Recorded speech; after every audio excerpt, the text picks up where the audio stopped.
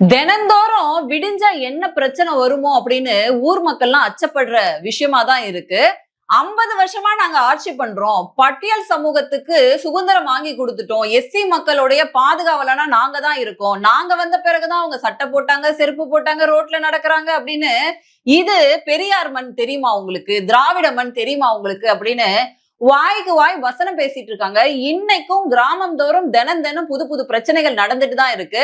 சென்ற வாரம் ஒண்ணு பார்த்தோம். இந்த வாரம் சுட சுட நேற்று இரவு இன்னொன்னு நடந்திருக்கு. எங்க அப்படின்னா சிவகங்கை மாவட்டத்துல நடந்திருக்கு. மானாமதுரை பகுதி அருகே இருக்கக்கூடிய இடைக்காட்டூர் அப்படிங்கிற கிராமம். இந்த கிராமத்துல ஒயின் ஷாப்புக்கு பக்கத்துல ஏதோ ஒரு தகராறானது டாஸ்மாக் பக்கத்துல நடந்திருக்கு.